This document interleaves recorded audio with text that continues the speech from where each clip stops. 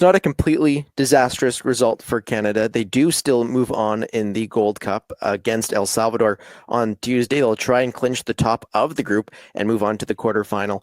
But how can they navigate the rest of the tournament? And a question from Guavadelic is Canada didn't seem to adjust their approach against Curaçao's compact and stingy structure. Was the English reporter that annoyed Marsch with his plan B question onto something? Brendan, I know you wrote a pretty good piece on this on Canadian Soccer Daily. Yeah, I mean, I do think that, similar to how Jesse Marsch took all his frustrations on the female referee in the United States game, all his frustrations from the game before against Mexico and perhaps in leading up to it. I kind of did feel like, that was a lot of trauma from the Leeds days that went out on the man that had an English accent.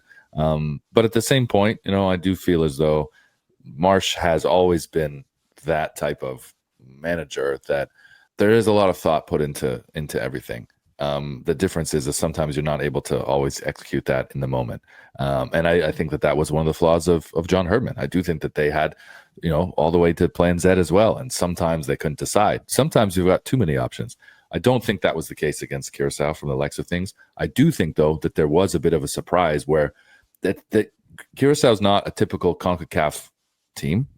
They're also not a typical European team. It's this kind of interesting hybrid in philosophy of play, which is elevating and changing. So any of the scouting that you've done on them, I think over the last 9 months or from your personal experience when Curaçao came to a BC Place, before the 2022 World Cup, right? They were there in the summer for Nations League. Was it June 22 or September 22 or something like that? That's not the same team. So I do think that you didn't have the comparison and the prep for this team specifically that you often have. It's a team very much in transition. It's a team that's also on some surging evolution that Canada is on right now. And so I wouldn't attack them for that. Yeah, I think that was lost in all this is that Curaçao is a good team. Yes, it's easy to look at Caribbean island, 90th in the FIFA rankings, all that. But I mean, we said it, Ben and I said it on our Gold Cup predictions. They were our shout to go through as second in the group. Honduras and El Salvador haven't done anything to suggest that won't happen. I fully expect Curaçao to beat Honduras on the final game and for them to go through with Canada. But from Canada's perspective, it's an interesting one because I on one hand I agree with Marsch about of course had I been asked I wouldn't have maybe gone about it differently, but obviously like you mentioned he's the Leeds was super unfair to him, the fans there, and they continue to be, and I will say that. But yeah, as a coach you have multiple plans. We have seen some flexibility from Canada in terms of their build-up, in terms of that. On the other hand, I think the bigger question, and maybe that's where the reporter didn't phrase it, is Canada has a plan B, C, and D and all this, but are the players up to that plan B, C, or D? And I think that's something we're seeing in moments where Canada does adjust. They haven't always been able to follow those adjustments. And I think that's where it's tough as a coach, because you can lay out the perfect game plan. You can do everything, X players got to win this battle and et cetera. And then it comes down to it. Marsh said it too, like the players are on the field and they're the ones executing. And I have seen that in moments, because as simple as it is, yes, we look at Mauro Biello for maybe how he handled the substitution situation. But as a player, you're a professional. It's the 89th minute. It's a 1-0 game. You know how to manage that, right? Yet it almost seems like Canada kind of lost their way a bit. And that's where it shows that Canada's going to need to develop more guys like the Eustachios, like those guys who can be on the field and in that moment shift.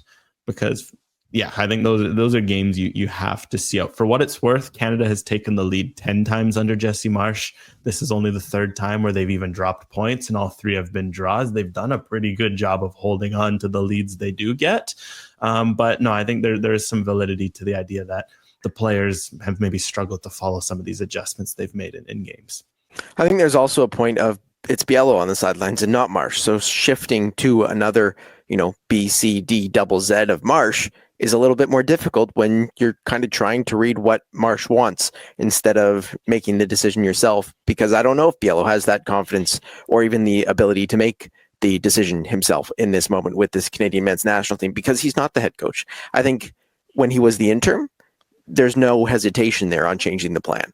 Even if the plan might be the wrong plan, there's no hesitation on changing it.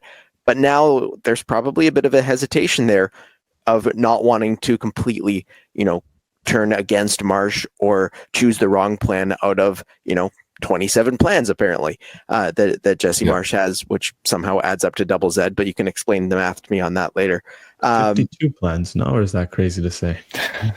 26 times that would be 2. 52 if you're going. Yeah. And a shout out to him for saying double Z as well. He's tried to become more Canadian by the day, and seems like a lot of people jumped on that as well. I love that.